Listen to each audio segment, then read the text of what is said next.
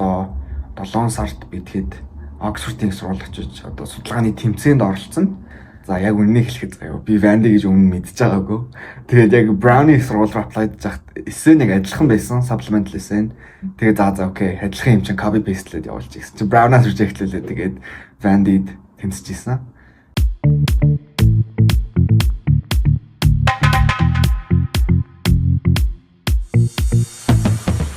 За хайгаар танд л одоо Curiosity Corner-ийн сонсогчдоо энэ өдрийн мэндийг хүргэе. Тэгээд өнөөдрийн дугаарт манай Амсагийн Executive Board-ийн гарт маань ингээд ярилцлага өгөхөр болсон байна. Тэгээд ярилцлага өгөхөр болсон баярлалаа гартаа. Манай урилгыг хэлж авсан баярлалаа. Тэгээд та өөрийн юуны төрөнд өөрийгөө товч танилцуулнаа. За сануудаараа thank you for inviting me. Намайг Гарт гэдэг Vanderbilt-ийн одоо 3 дугаар курст орох гэж байна. Тэгээд эдийн засаг математикаар сурдаг. Тэгээд Executive Board-ийн President буюу ерөнхийлөгчөөр ажиллаж байгаа. Тэгээд өмнө нь бол Finance Director-аар ажиллаж исэн. Тэрний өмнө тэгэл Амсагийн бүх арга хэмжээнд оролцдог айгүй төвтэй байлаа. So yeah, it's really great to be here today. За баярлалаа. Таны өдөр ер нь Vanderbilt University-д одоо хэрхэн өнгөрдөг вэ? Ер нь ингээд одоо нэг маргааш одоо яг ингээд өдрөө та план хийчихвэл яг таны өдөр яаж хэрхэн өнгөрөх вэ? За би ер нь ингээд семестр бол 18 кредит хичээл авдаг. Тэгэхээр өдөрт 3 лекц ордог гэсэн үг. Нэмээд ажил хийдэг хгүй. Тэгэхээр өглөө 7-оос эхэлдэг opening shift. Тэгэл өглөө 6 гэж босоод opening shift-тэй явчаад хичээлүүдээ хийжээд тэгээ нэг бол унтаж амарна эсвэл gym-д явдаг. Тэгээ gym-д явчаад орой олоо тэгээ хичээлээ тэгээд унтдаг. Ер нь тийм л өдрүүд өнгөрдөг дөө тийм. Та анх яаж Vanderbilt University-г сонгосон бэ? Ер нь сонгосон шалтгаанууд нь юу байсан бэ? За яг үннийг хэлэхэд заяа би Vandy гэж өмнө мэдж байгаагүй. Тэгээд яг Brownie сургууль руу apply хийж хахад эсээ нэг адилхан байсан supplemental эсээ. Тэгээд за окей адилхан юм чинь copy pastelээд явуулж гэсэн чинь Brown-аас reject-лээ. Тэгээд Vandy-д тэмцэжсэн. Тийм тэгээд ер нь Vandy бол яг ингээ full ride өгөөд миний ингээд санхүүгийн зүгээс маш их дэмжлэг өгч ирсэн болохоор хөтөлбөр нь сайн байна. Education одоо боловсрол эзэмших боломжтой нь бас аюу чанартай юм байна. Нэмээд би нэг мөнгө зарцуулахгүй сурах юм байна гэдэг. Тэгээд ер нь it's a good offer гэдэг хэлжсэн. Nice. Тэгээд supplements-ийг одоо санаж байна уу? Ер нь ямар хөө асуулт байсан бэ? Тэгээд яг ер нь юуны талаар биччихсэн бэ? Тийм. Аим сайн санаж байна. Хин нэгэн хүнтэй одоо disagree хийгээд одоо муудалцаад идэх ч юм уу ямар нэг найзтайгаа маргалдаад түүнээсээ юу сурсан бэ гэдэг асуулт байсан. Тэгээд би бол тэр тухайд аппликейшн дандаа хүүхдийн ирэх хүүхдтэй холбоотой зүйлстэй биччихсэн. Яг юу бичсэн бэ гэхээр ингээд шинэ жилийн үеэр улаан чулуутад байдаг хүүхдүүдэд би ингээд жил болгон бэлэг өгдөг байсан гэдэг талаараа биччихсэн. Тэгээд зохиохтой болохоор манай найз ингээд надтай хэрэлдээд яагаад гэвэл хүүхдүүд бэлэг өгнө гэдэг чинь тийм сайн зүйл биш. Яагаад гэвэл ингээд хүүхдүүдийг ямар нэгэн хүнд ингээд dependent буюу те ингээд жил болгон өөр нэг хүнад бэлэг өгнө гэдэг тийм одоо туршлыг бий болгож байна.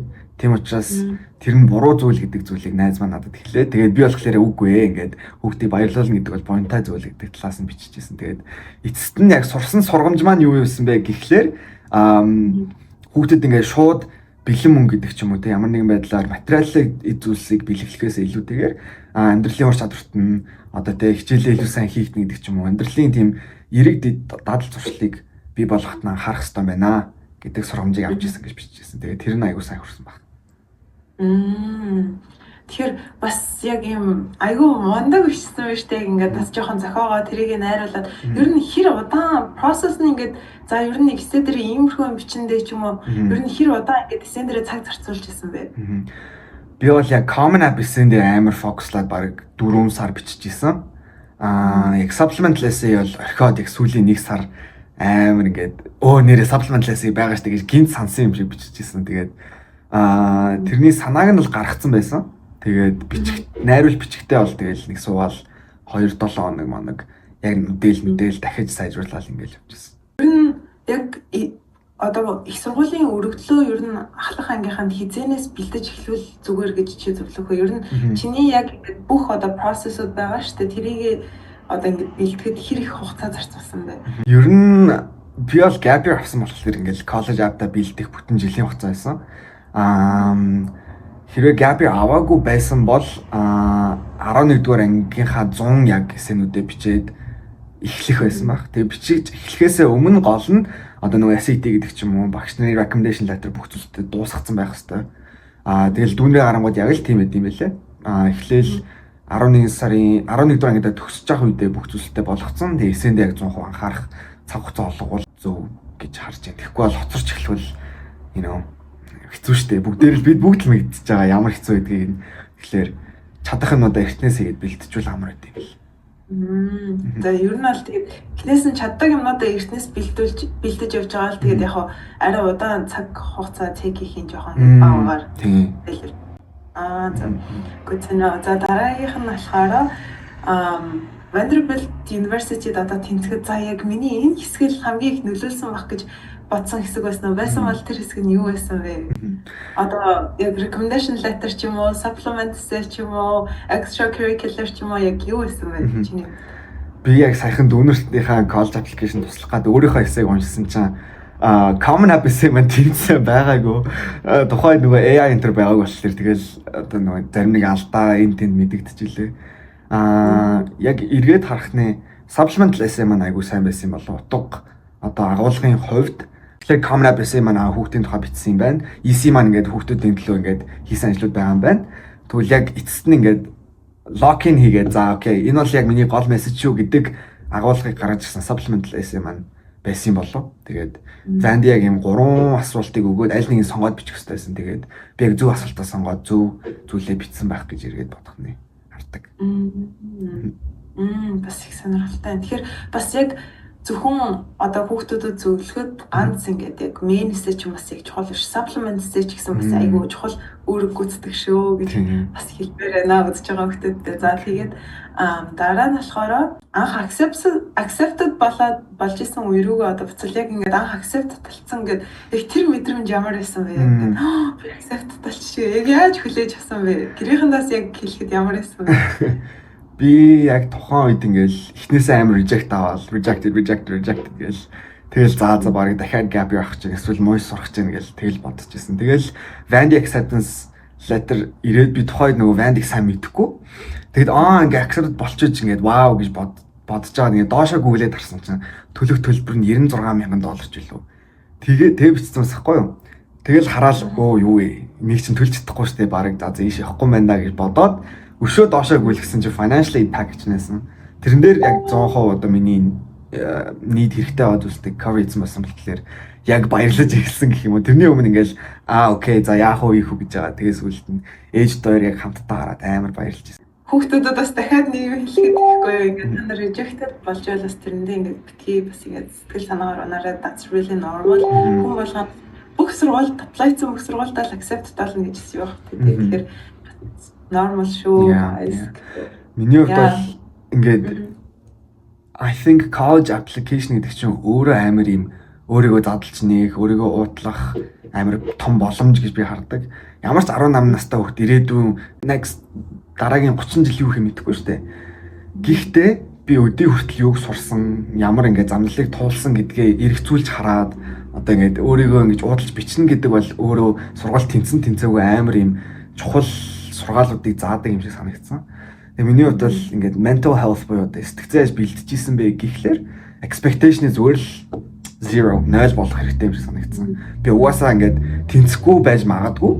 Гэхдээ тэрийг ингээд хүлээн зөвшөөрөөд тэнцэхгүй байвал яах вэ гэдэг төлөвлөгөөтэй байх нь аягүй чухал юм билэ. Тэгвэл ингээд тэнцэн гэж зориод байдаг. Тэнцэхгүй болчвол яах юм тэгээд бууж өгөх юм уу гэдэг нэг асуулт байгаа шүү дээ. Тэр бүгдийг сайн төлөвлөлт явах хэрэгтэй юм шиг санагдсан. За шөнтэй зөвлөгөө өглөө баярлалаа. За дараагийн асуулт болохоор ингээд ирж байгаа хүмүүс одоо та нар яг Америкт ирж сурахаас өмнө ч эсвэл гадаадд ирж сурахаас өмнө та нар Монгол дахь ийм зүйлүүдийг хийгэрэй гэсэн юмнууд юу вэ? За яг тэнцчээд одоо зун нь одоо ямар ч юм college app гэсэн стрессгүй байгаа шүү дээ. Тэр үед би жоохон дэндүү relax болсон юм шиг санагддаг. Тухайн үедээ яг ингээд сургуулаа маш сайн судлаад би ингээд тэр кампуст хөл алах үеэсээ ингээд ямар төлөвлөгөөтэй яаж ихний 7 хоног байх юм гэдэг ч юм уу те. Нэмээд энэ семестр ямар хичээл авах юм, би юу ямар major дээр сонгох гэж байгаа, ямар клубд илсэх гэдэг зүйлстэй маш сайн судлах хэрэгтэй байт юм билэ. Зун нь бол тэрийг хийгээрэй гэж заавал зөвлөнө. Хоёрт нь гэх юм бол мэдээж гэр бүлтэйгээ маш их цагийг өнгөрөөх хэрэгтэй юм шиг санагдсан. Яг тэгвэл ингээл бүтэн жил ингээл гадаад сурна гэдэг бол эргээд ирэхэд баахан хамаатны одоо тий шин маамуунаар төрсөн гэдэг ч юм уу нэрийг баг мэдэхгүй тий. Эсвэл ингээл дүүтэй бол дүүнер чинь томорцсон, аав ээж чинь бас хөвшөрсөн гэдэг ч юм уу тий. Эргээд харангууд үнэхээр би том болоод байгаа юм. Үнэхээр ингээд амьдрал урагшилж байгаа юм байна гэдэг тийм reality check болд юм билээ. Тэгэхээр гэр бүлтэйгээ аав ээжтэйгээ ингээд суугаад ярилцаад одоо ингээд дейтэн гэдэг ч юм уу тий. Явж үздэг шүү дээ. Явж үзэж байгаа шүү дээ бид нар аав ээжтэйгээ. Тэгвэл ингээл гоё ресторан цаг аваад гэдэг ч юм уу. Яг ийм quality time гэр бүлтэйгээ цаг өнгөрөөгөө гэдэг зүйлийг зөвлөе. За баярлалаа.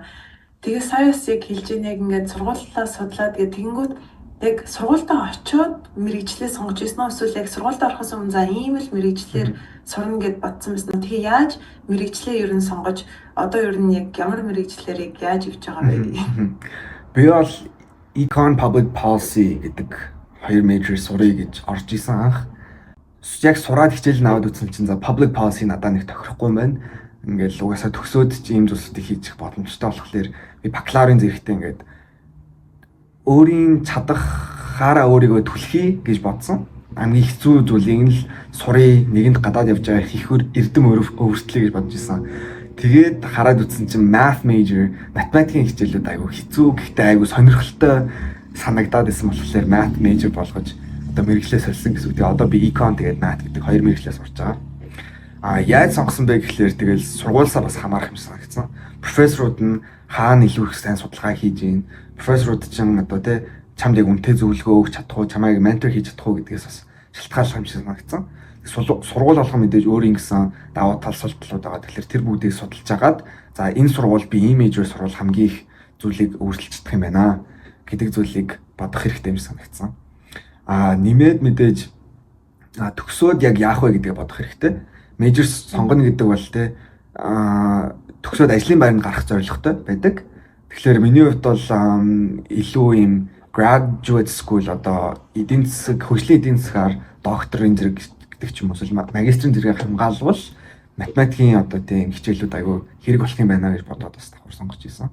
Үгүй гэх юм бол төгсөөд ажилд гарна гэвэл ямар major, ямар ажил авч ийн гэдгийг сайн судлаа тийм. Магадгүй econ major хийсэн бол одоо investment banking гэдэг ч юм уу, consulting гэдэг ч юм уу ийм салбаруудад ажилд авдаг юм байна.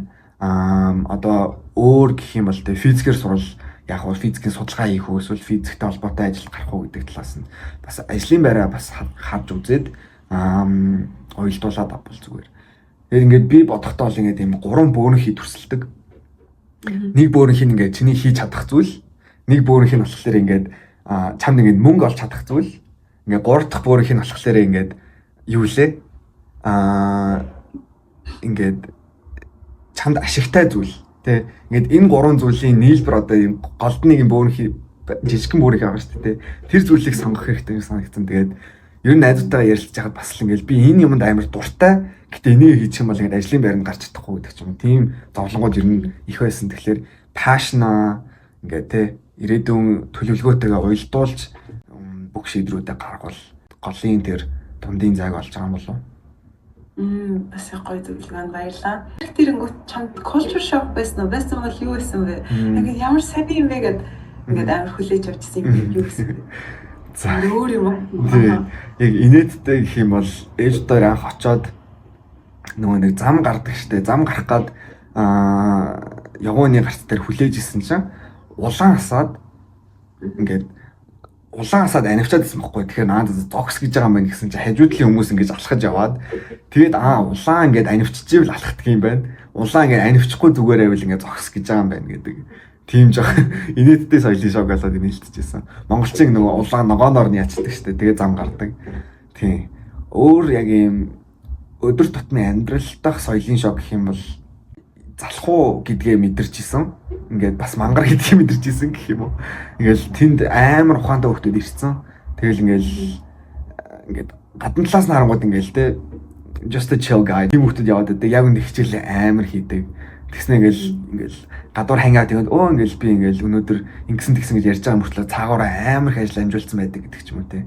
Тийм жоохон юм ажлыг амар хүн дээр хүлээж авах хөнгөн хийгээд тэрийгэ ингээд зохицуулж чаддаг тийм скил Америк хүмүүст юу нээр байдаг юм байна гэж анзаарч ирсэн. Тэгээд тэр culture shock болоод вау би ингээд хичээсэн гэсэн тэрийг ингээд ядарч байгаа эсвэл ингээд хэцүү байна гэж гомдлохгүйгээр ингээд яаж явах вэ гэдэгтээ бас нэг юм соёлд суралцах хэрэг гарсан. Тэгээд тэр нь бол very good culture.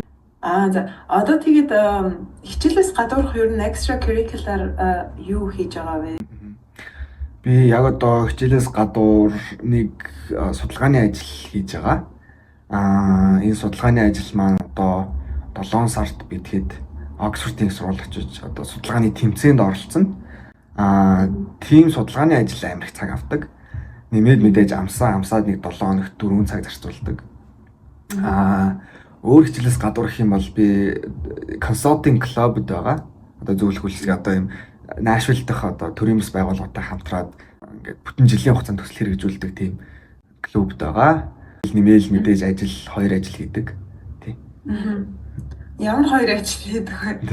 Нэг нь болохоор student center, сургуулийнхаа student center-д ажилладаг. Зүгээр сууж идэг гэх юм уу, суугаад мөнгө алдаг. Ямар нэг хүн ирвэл ийшээ тийшээ зам заадаг гэдэг ч юм уу. Хоёр дахь ажил нь болохоор teaching assistant буюу TA хийж байгаа. Манай нэг таньдаг профессор манай хичээлд одоо Монгол руу орчуулбал teaching assistant чи юу юм бэ?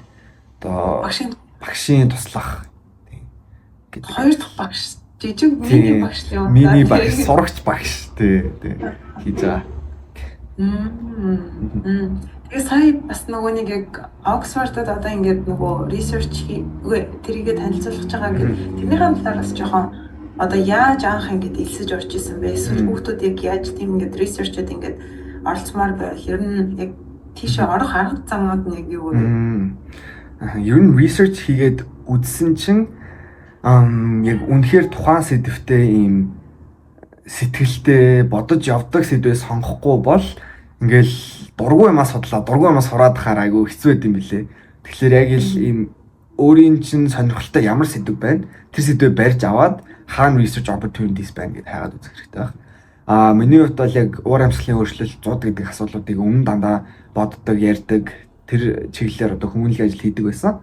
Тэгээд за 100 малчтад яаж нөлөөлж байгаа те 100 болонгууд л малчд амар хэрэг хохироол те ядууралд өртөөл хот руу шилжилт хөдөлгөөн ихсдэг штэ те тэр бүгд яг малчтын буруу юм уу эсвэл ийм төрийн бодлого гэдэг ч юм уу хувийн хвшлийн одоо те малчтаа дэмжих бодлого тутмаг байгаас юм уу гэдэг талаас нь судалж байгаа. Тэгээд энийг илүү ийм mapped system гэдэг тэмцээнд өрсөлдөж одоо сургуулийнхаа тэмцээнд ялсан. Тэгээд сургуулийнхаа тэмцээнд ялсан болохоор global round одоо Oxford-ийн сургуульд болж байгаа.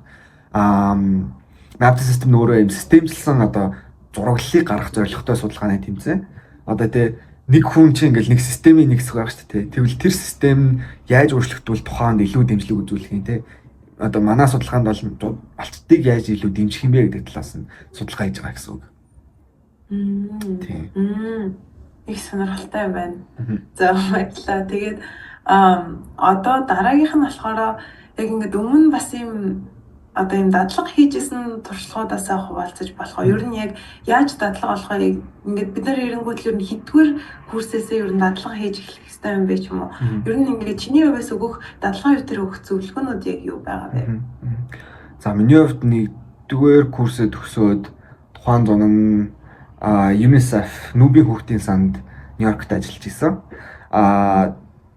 Яг дадлага гэхээсээ илүүтэйгээр би өмнө хамтарч ажилладаг байсан болохоор таньдаг.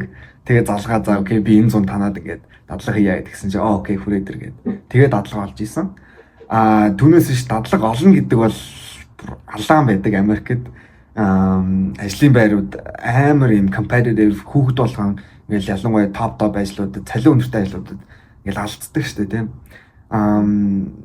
Тийм ч учраас ер нь ихэнх дадлууд 3 дугаар курсын 100 яг ингээд болдог юм шиг харагддаг. Тэгээ 1-2-ийнхаа 100 бол чатгаараа тэ дадлага олоод болохгүй бол өөрийн гэсэн төсөл хэрэгжүүлээд өөрийн гэсэн судалгааны ажил энэ төр хийгээд явбал зунаа ямар ч гэсэн зүгээр сууд өнгөрөөж болохгүй юм байна гэдэг зүйлийг ойлгочихсон. Яг эртнээс орж байгаа индустригаа маш сайн судлаад яг ямар хүмүүсийг хайгаад байгаа. Тэнд өмнө тэ орсон хүмүүс нь ямар одоо юм CV-тэй байдаг ч юм уу те ямар түүхтэй байна гэдгийг нь маш сайн судлаад кофе чат хийгээд тэр хүмүүстэй танилцаад үзэх нүүр хангах хэрэгтэй байт юм лээ. Монгол хүүхдүүд яаж энэ компаниуд тэнцээд байна гэдэг бас аюул сонирхолтой байдаг. Ингээл дээшээ ингээл манай дээдлийн курс яах их нар ингээл те маш том компаниуд орцсон байдаг. Тэгээ яаж гэдгийг нь бас фитнес одоо нэгдүгээр курсээс авахулаад ярилцаад ойлгоод үзвэл зүгээр ах. I would say that is the biggest opportunity there. Тэгээ мэдээж амсаа маань өөрөө маш их холбоо зүлбэ байдаг болохоор амсаагаар холбогдоод дамжуулаад энэ хүмүүстэй бас ярилцах боломжтой байдаг. Амсаагийн талаар ер нь жоохон ингээд үзэгчтэй бас яг ингээд жоохон танилцуулбал. За амсаа гэдэг бол монголоор амаах, Америк дахь Монгол оюутнуудын холбоо. Тэгээд нэрэндээ дурдж байгаачлан ер нь Америкт Монголоос сурахаар ирсэн эсвэл Америкт төрөөд өссөн монголчуудыг Монгол оюутнуудыг холбох зорилготой. Тэгээд үүгээрээ дамжуулаад те community үүсгэх буюу одоо те монголчууд бие биентэйгээ харилцдаг, ярилцдаг, ямар нэгэн одоо те skill байх юм бол тэрийг шеэрлдэг, ямар нэгэн мэдээ байх юм бол хуваалцдаг юм community үүсгэх зорилготой. Нэгт хоёр дахь юм бол одоо Монголоос тэнцээд Америкт яаж тэнцсэн гэдэг талаас нь дүүнэртээ бас зөвлөгөө өгч, дүүнрийгээ бас ингээд Америкт боломж байгаа шүү гэдгийг сурталчлан таниулах бас мэдлэг мэдээлэлээ сурсан зүйлсээ хуваалцах хэлхээ холбоо гэж хэлж болно. Амсаагаар дамжуулаад мэдээж маш олон зүйлийг сурч исэн. Тэгээ энэ хүүхдүүд яаж ийм том сургууль тэнцээд байгаа те энэ хүүхдүүдээс айх хэвээр юм уу миний хийж чадахгүй юм хийгээд байгаа мó гэвэл бас үгүй те. Тэгэхээр даван тулцсан ах эгч нар нь бас дүүнэртээ зөвлөгөө өгдөг л ийм систем платформ гэж хэлж болно тийм. За баярлаа. Тэгээд одоо ямар ивентэд upcoming болж байгаа юм бол яг CYF гэд coming soon гэсэн байсан ер нь хизээ вэ? Миний амсаагийн хамгийн дуртай арга хэмжээнүүдийн нэг бол яхаар гоо change your future арга хэмжээ. Энэ үеэр Америкийн гэлтгүү дэлхийн топик сургуульд тэнцсэн хүүхдүүд ирээд өөртөө төхийг хуваалцдаг. Тэгээд энэ жил Монголын хүүхдийн ордон 6 сарын 28-нд болно.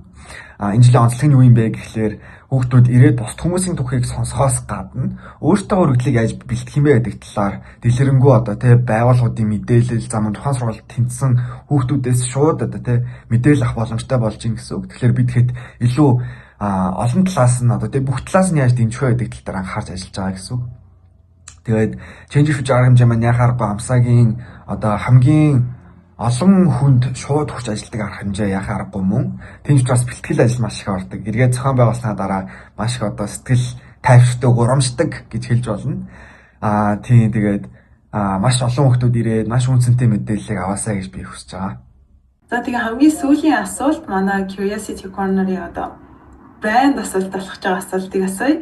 Тэгээд сонирч зандаа хөтлөгдөөд хийсэн хамгийн сонирч зүйл чинь юу байсан бэ? Ер нь За жаа боди. Ой цой бэ. Дандаа нэг юм жоохон illegal болох гэдэг. Хошиг хийж байгаа. Угаа гэхгүй. За жи боди л таа. Ингээл Instagram дээр амар ингээл уул нь гарч мараал. Амар гоё зураг морыг бичлэг хүмүүс хийгээд байдаг штэ. Тэгээд ер нь уул нь гарах ягаад тийм гоё юм бол гэж амар ингээд бодоод сонирчж ирсэн. Тэгээд шүн онтохгүй өөрийн 4 цагт босоод бид найзуудаараа ууланд гарч исэн. Тэгээд that was an interesting experience. Яг ингээл үнэхээр л гоё идэв билээ. Яг нар мандахыг харах. Тэгээд өнөөдөр манай урилгыг хүлээж авч орсон амсаагийн президент гартаа маш их баярлалаа. Тэгээд өдрийг сайхан өнгөрүүлээрэй. За баярлалаа, баяртай.